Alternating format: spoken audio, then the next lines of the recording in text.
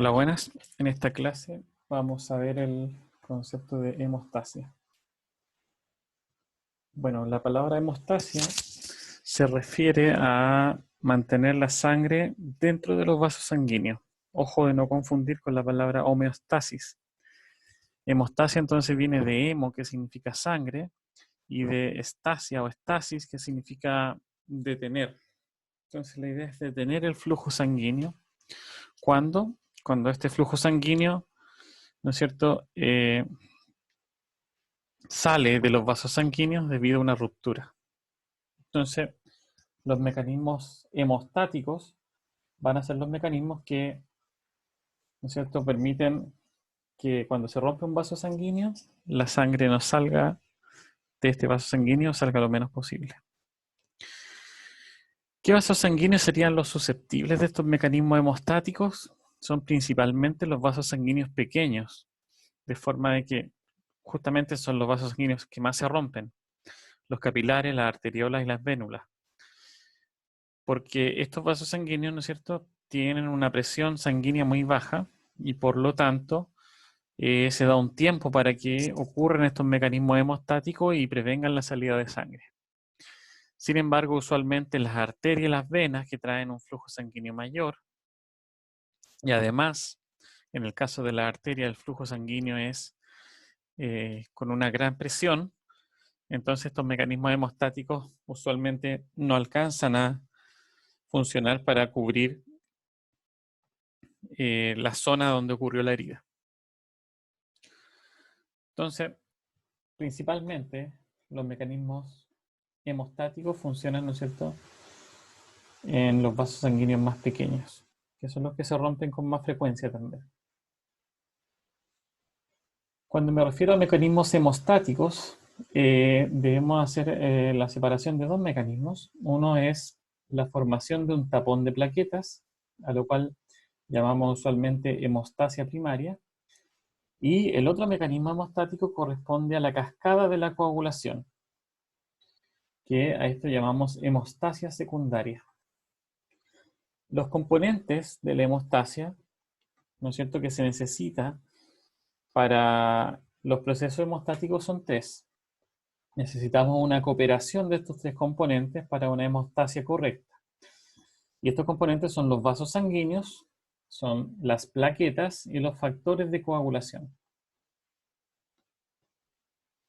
Los vasos sanguíneos participan, ¿no es cierto?, porque justamente son los que se rompen y dejan salir la sangre hacia el intersticio.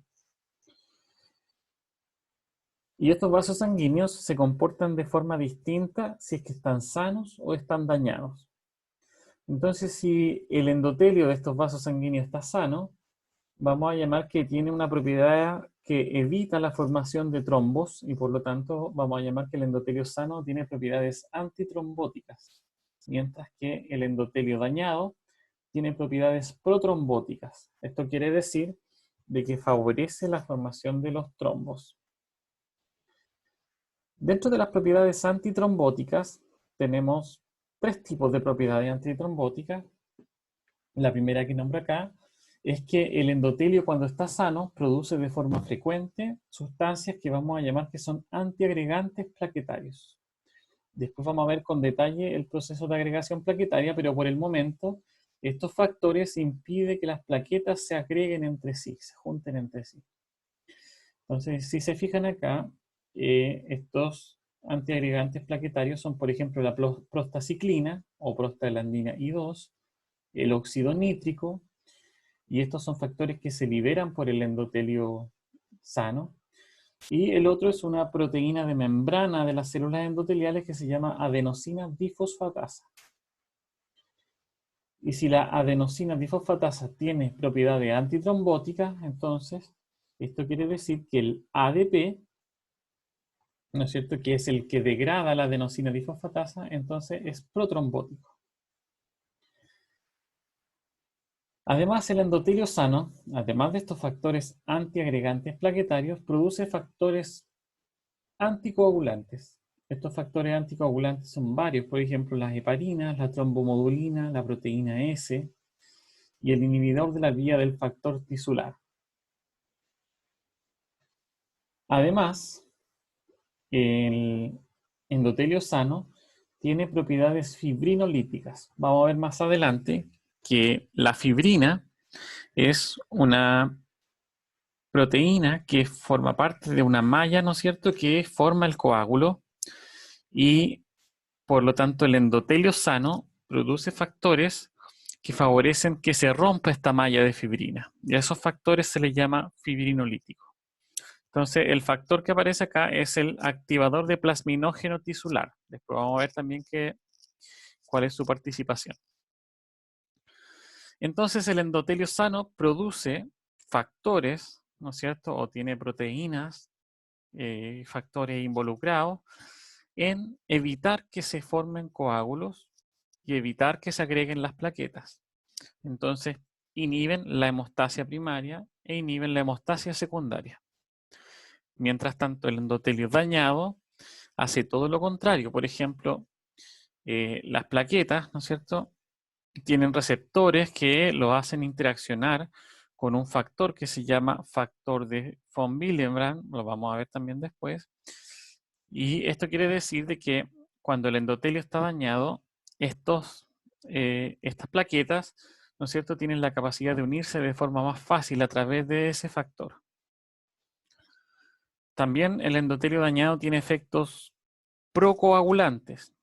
Esto quiere decir de que cuando el endotelio está dañado favorece la coagulación. Y uno de estos factores importantes es uno de los factores de la coagulación, que es el factor tisular. El factor tisular o factor 3 de la coagulación está presente, ¿no es cierto?, y se activa en presencia de toxinas bacterianas o citoquinas y produce efecto, ¿no es cierto?, de comenzar la cascada de coagulación.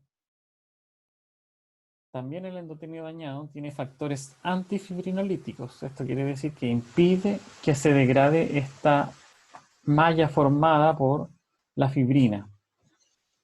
Y acá donde vemos de que si veíamos en el endotelio sano se encontraba el activador del plasminógeno tisular, acá se sintetiza el inhibidor del activador del plasminógeno tisular.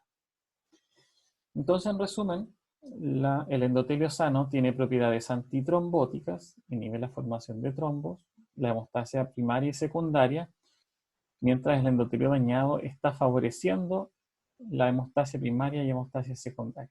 Y esto explica, en parte, por qué la formación de tapones plaquetarios y de coágulos ocurre en el sitio donde hay lesiones del vaso sanguíneo. Eso eran los vasos sanguíneos como un componente que participa en la hemostasia. Otro componente son las plaquetas. Las plaquetas son fragmentos celulares que se encuentran en la sangre, ¿ya? Y corresponden dentro de las líneas celulares, ¿no es cierto?, producidas en la médula ósea, pero provienen de la línea mieloide. ¿Ya? Si ustedes recuerdan, las células de la sangre pueden clasificarse como linfoides, que son los linfocitos, y todo el resto corresponden a una línea mieloide. Vienen de precursores mieloides. Esto mieloide quiere decir de que se producen en la médula ósea. Entonces estas plaquetas se producen en la médula ósea a partir de otros precursores. Y acá, como vemos en esta diapositiva, este proceso se llama trombopoiesis. Así como la eritropoiesis es la producción de glóbulos rojos, la trombopoiesis es la producción de plaquetas, ya que el otro nombre que tienen las plaquetas es trombocitos. Entonces estas plaquetas o trombocitos provienen de precursores, dentro de ellos uno de los más importantes, el anterior justamente a las plaquetas es el megacariocito, aunque hay otros precursores antes del megacariocito, ¿no es cierto? Es un linaje que va generando, ¿no es cierto?, maduración de esta célula hasta llegar al megacariocito, el que libera fragmentos celulares que se llaman plaquetas. El megacariocito es una célula grande y multinucleada que está entonces en la médula ósea roja de los huesos. ¿Cuál es la gracia de las plaquetas? Las plaquetas tienen varias propiedades. Una de ellas es que tienen un citoesqueleto conformado por actina y miosina, y ese citoesqueleto tiene la capacidad de contraerse y por lo tanto apretarse en el lugar de la lesión. Otra cosa importante que tienen las plaquetas es la presencia de gránulos. Y estos gránulos, ya que tienen por ejemplo gránulos alfa y gránulos delta, contienen diversas sustancias que van a favorecer tanto la agregación plaquetaria como la coagulación. Entonces, dentro de las sustancias que se encuentran, ¿no es cierto?, en estos gránulos, están proteínas de adhesión, como por ejemplo la selectina. Las selectinas son proteínas de adhesión. Están factores de coagulación como el fibrinógeno.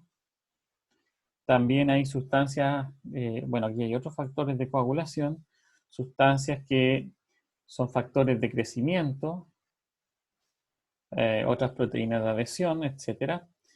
Y también en los gránulos se encuentran sustancias proagregantes plaquetarias, como el ADP. Si ustedes se recuerdan, en una de las diapositivas anteriores, veíamos que el endotelio sano produce una proteína o tiene una proteína que se llama adenosina difosfatasa. Y esta adenosina difosfatasa degrada el ADP.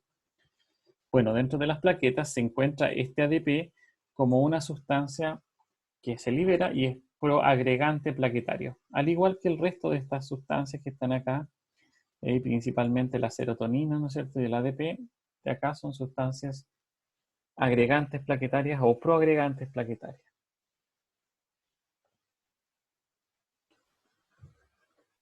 Y un tercer componente de la hemostasia corresponden a los factores de coagulación. Los factores de coagulación son principalmente proteínas plasmáticas que andan circulando en la sangre y que la mayoría son producidas en el hígado. Hay algunas excepciones, como por ejemplo el factor 4 de los factores de la coagulación, que corresponde al calcio, y el factor 3 que corresponde al factor tisular. ¿Ya? Esta es una excepción porque no es una proteína, el calcio es una excepción porque no es una proteína, mientras el factor 3 es una excepción porque no está en la sangre, sino que está en los tejidos. Además de esto, hay que considerar que algunos de estos factores dependen de la presencia de vitamina K para sintetizarse. Estos factores son el factor 2, el 7, el 9 y el 10.